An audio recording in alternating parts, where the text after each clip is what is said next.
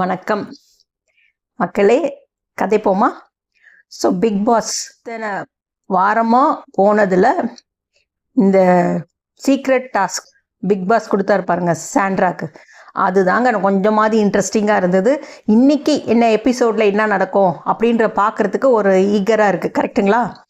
ஆனால் எனக்கு ஒரே ஒரு டவுட், இந்த சீக்ரெட் டாஸ்க்கை பிக் பாஸ் எப்படி சாண்ட்ராக்கு சொல்லியிருப்பாங்க?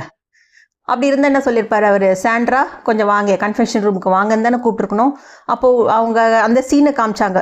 சாண்ட்ரா வந்து கன்ஃபெஷன் ரூமில் இருக்கும்போது பிக் பாஸ் சீக்ரெட் டாஸ்க்கு நீங்கள் யாராவது ஒருத்தரை கூட கூப்பிட்டுக்கலாம், so what all the benefit அப்படின்லாம் சொன்னார். ஸோ மற்ற கண்டஸ்டன்ஸுக்கெலாம் இவங்களை மட்டும் உள்ளே கூப்பிட்ருக்காங்களே, என்னவா இருக்கும் அப்படின்னு ஒரு கியூரியாசிட்டி கண்டிப்பாக இருந்திருக்கும். கண்டிப்பாக இருக்குங்களா? ஸோ அப்படி வந்துட்டு அவங்க இந்த மாதிரிலாம் நடந்துக்கிட்டா ஆட்டோமேட்டிக்காக கெஸ் பண்ண மாட்டாங்களா? எனக்கு தெரிஞ்சு பாரு, விக்கல்ஸ், ஸோ இவங்கெல்லாம் வந்து கொஞ்சம் ஷார்ப்பு கண்டுபிடிச்சிட்டு இருப்பாங்க. ஸோ அது பிக் பாஸ் எப்படி அந்த சீக்ரெட் டாஸ்க்கு சாண்ட்ரா கொடுத்தாருன்னு தான் தெரியல. But Sandra excellent. சும்மா ஃபர்ஸ்ட் வீக்கே நல்லா சும்மா மாஸ் காட்டிட்டாங்க. அது உண்மையான நல்லா இருந்தது அவங்க பண்ண விதம். என்னன்னா வந்த கெஸ்டே கன்ஃபியூஸ் ஆகிட்டாங்க, இவங்க என்ன இப்படி நடந்துக்கிறாங்களே, டிஸ்கஸ்டிங்னு இருந்தார் இவர் தீபக், ரைட்டுங்களா?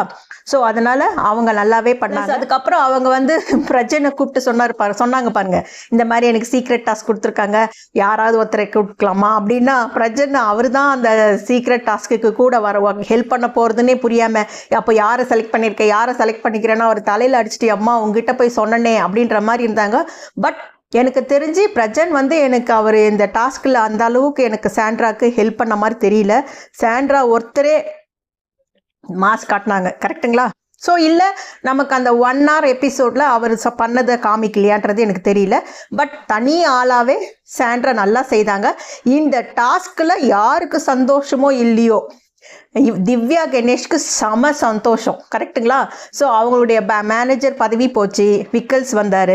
விக்கல்ஸ் வந்தோடனே எல்லாரும் என்ன பண்ணாங்க, அவருக்கு தெரிஞ்சவங்க விக்கல்ஸ்க்கு எதெல்லாம் பிரச்சனை பண்ணவங்க எல்லாரும் விக்கல்ஸ் மேனேஜர் ஆனவுடனே அவங்களுக்கு ஏற்ற மாதிரி, ஏன்னா அவரே முதல் நாள் சொல்லிட்டார் பாருங்க, சாண்ட்ரா வந்து ஹெட் செஃப் இல்லை, பட் நீங்கள் நாளை சமையல் சும்மா அசத்தணும் அப்படின்னு சொல்லிட்டு போனாரோ. அவங்களும் கண்ணிலாம் கண்டிப்பாக அப்படின்னு சொன்னாங்க. அப்படியே ஸ்மூத்தாக நான் அதான் நினச்சேன், ஓகே விக்கல்ஸ் தான் எல்லாருக்குமே பிடிக்குமே, ஸோ அவங்க வந்து ஒன்றும் அப்ஜெக்ட் பண்ண போதில்லை, ஒன்றும் பிரச்சனை வரப்போதில்லை, இது ஸ்மூத்தாக தான் போக போகுது அப்படின்னு நினச்சேன்.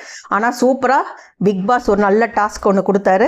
ஸோ இதனால் விக்கல்ஸுக்கும் கொஞ்சம் பிரச்சனை ஆயிடுச்சு. கடைசியில் அவர் அந்த பதவி, ஏன்னா அதான டாஸ்க்கு. ஸோ அழகாக சாண்ட்ரா அழகாக பண்ணாங்க. ஸோ அந்த திமுறா பேசுறது, அப்புறமா நடக்கிறது, பாரு இருக்கிற இடம் தெரியலைங்க, எனக்கு அந்த ஒரு சந்தோஷம்தான். பிக் பாஸ்க்கு ஒரு சல்யூட், அதுக்கப்புறம் சாண்ட்ராக்கு ஒரு சல்யூட். ஏன்னா பாரு இருக்கிற இடமே தெரியல, அப்படியே அடங்கி ஒடுங்கி போயிடுச்சு. என்ன பண்ணுறதுன்னே தெரியாமல் நாங்கள் அப்போ கூட ஏதாவது ஸ்கோர் பண்ணணுன்ட்டு நாங்கள் உங்களுக்கு சேலரி கொடுக்க மாட்டோம், அது கொடுக்க மாட்டோன்னே அவங்க பேசுகிறத ஒன்று வச்சு கண்டென்ட் பண்ணது சாண்ட்ரா. ரியலி கண்டிப்பாக விஜய் சேதுபதி அவர்கள் இந்த வீக்கெண்டு எபிசோடில் அவங்கள கண்டிப்பாக அப்ரிஷியேட் பண்ணுவாங்க. அதுக்கப்புறம் அந்த ஸோ உடனே அந்த மேனேஜர் வந்து இவர் ஆகிட்டார், சபரி வந்து மேனேஜர் ஆகிட்டார். ஆனால் உண்மையாக சொல்லணும்னா சபரி ரொம்ப கிளவர். அவர் கேப்டனும் ஆகக்கூடாதுன்னு மைண்ட் செட்டில் வச்சுருக்காரு. அது இல்லாமல் தெரியாமல் இவருக்கு இதை சொல்லவே அவருக்கு கொஞ்சம் மனசு கஷ்டம்தான், அவருக்கு இருக்க விருப்பம் இல்லை, பட் வேறு வழி இல்லையேன்னு அதை அக்செப்ட் பண்ணிக்கிட்டாரு.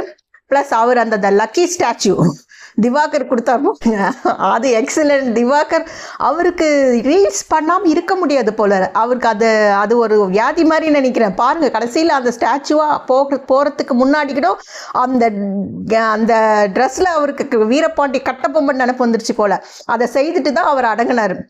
ஸோ ஆனால் எனக்கு என்ன, அப்போ கூட எங்களுக்கு நாங்கள் ஆசைப்பட்டது நடக்கலை. பார்வை ஒரு நாளாவது அந்த லக்கி ஸ்டாச்சுவாக நிற்க வச்சு பேசாமல் நிற்க வச்சிருக்கலாம், பட் அது முடியாதுன்னு பிக் பாஸ் நினச்சிட்டார் போல், அதனால் அது மிஸ் ஆயிடுச்சு. ஸோ அந்த வருத்தம் இருந்தது. அதுக்கப்புறம் வந்து ஸ்டார் கொடுத்தாங்க பாருங்க, ஸ்டார் பிரவீனுக்கு கொடுத்தது ஓகே. அதுக்கப்புறம் சுபிக்ஷா ரியலி அவங்க நல்லா சும்மா பொம்பரை மாதிரி சுற்றிட்டு இருந்தாங்க, அவங்களுக்கு கொடுத்தது ஓகே. வியானாக்கு கொடுத்தது தான் எனக்கு டவுட்டாக இருக்குது. ஏன்னா அவங்க வந்து குக்கிங்கில் இருந்தாங்க.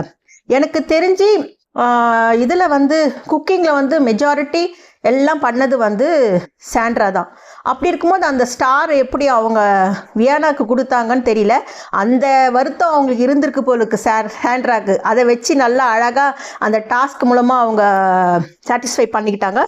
அதுக்கப்புறம் வந்து சபரி வந்து இப்போ நான் இதுக்கு செலக்ட் ஆயிருக்காரு. எதுக்கு நெக்ஸ்ட் வீக் தெர் இஸ் கேப்டன்ஷிப்க்கு செலக்ட் ஆயிருக்காரு. ஸோ கண்டிப்பாக பாருங்கள், அந்த போட்டியில் அவர் வேணும்னே ஜெயிக்காம கூட விடலாம். ஏன்னா அவருக்கு வந்து ரொம்ப ரிஸ்கான ரோல் எதுனா கேப்டனாக ஆனால் நம்ம கேரக்டர் விட்டு வெளியில் வந்துடுவோம், இல்லை நம்ம டென்ஷன் ஆகிடுவோம், இவங்களை நம்ம எல்லோரும் வச்சு செய்வாங்க. ஸோ அதனால் நம்ம கேப்டனாக ஆகிறது ரொம்ப, ஏன்னா அவர் ஒரு தடவை சொல்லியிருக்காரு பேசும்போதே, இந்த கேப்டன் மட்டும் ஐயோ அவ்வளோதான் எல்லாரையும் ஒரு வழி பண்ணிடுது அப்படின்னாரு.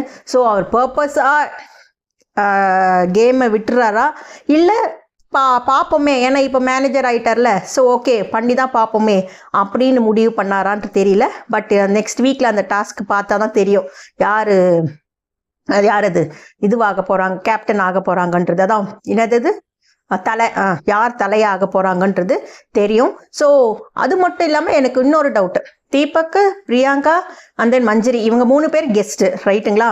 ஸோ கெஸ்ட்டாக வந்துட்டு அவங்கெல்லாம் ஒத்துமையாக இல்லை, சண்டை போட்டுக்கிட்டே இருந்தாங்க அப்படின்னும் போது தீபக் ஏன் அழுதாருன்னு எனக்கு தெரியலைங்க. அவர் வந்து கண்டென்ட் கொடுக்கணுன்ற அவசியமும் கிடையாது. ஸோ அந்த கண்ணில் கண்ணீர் வர அளவுக்கு அங்கே என்ன நடந்துச்சு, அவங்க அப்படி சண்டை போட்டுக்கிட்டு இவர் எதுக்கு அழுவணும் எனக்கு அது, ஏன்னா அவங்க Bigg Boss contestant. So Bigg Boss வீட்டில் என்னென்ன நடக்கும்னு தெரியும். ஸோ எனக்கு தெரிஞ்சு அவங்க ஷார்ப்பான கண்டஸ்டண்ட்டாக இருந்தால் சாண்ட்ரியா அந்த மாதிரி ரியாக்ட் பண்ணுறதுக்கு அவங்களுக்குள்ளே பேசும்போது கண்டுபிடிச்சிருக்கலாம், இது ஒரு கால் டாஸ்கோ, அதனால தான் அவங்க அப்படி இருக்காங்களோ அப்படின்னு சொல்லிட்டு இருந்தாங்கன்னா வெயிட்டாக இருந்திருக்கும். கெஸ்ட்டாக வந்திருந்தாலும் அவங்களது வெயிட்டாக இருந்திருக்கும். ஆனால் அது இல்லாமல் அழுதுகிட்டு இருக்கிறது அது எனக்கு புரியல. Priyanka as usual fun. Bigg Boss நீங்கள் போகலான்னு போது நான் வடை சாப்பிட்டு போட்டோமா, தோசை சாப்பிட்டு போட்டோமா, சப்பாத்தியில் இந்த வடிவேல் சொல்லுவார் பாருங்க, அப்படியே தோசையில் அப்படியே மழைச்சாரல் மாதிரி இது போடணும்னு, அந்த மாதிரி சப்பாத்தியில் அப்படியே கொஞ்சம் சுகரை தூவி அப்படி பண்ணி எடுத்துகிட்டு வாங்கன்னு சொன்னாங்க பாரு. ஆஸ் யூஷுவல் அவங்க பங்கை நல்லா பண்ணிட்டு போனாங்க. மஞ்சரி எக்ஸலண்ட். இன்னும் அவங்க இந்த வீக்கும் இந்த சீசனும் கண்டஸ்டண்ட்டாக இருந்தால் சூப்பராக இருந்திருக்கும். பட் எனியோ என்னுடைய அபிப்பிராயத்தை, என்னுடைய ரிவ்யூ நான் சொல்லிட்டேன். உங்களுக்கு என்ன தோணுதோ அதை கமெண்ட் பண்ணுங்கள். மறக்காமல் லைக் பண்ணுங்கள், ஷேர் பண்ணுங்கள், சப்ஸ்கிரைப் பண்ணுங்கள். மறக்காமல் ஹைப்பும் பண்ணுங்கள். டேக் கேர், பாய்.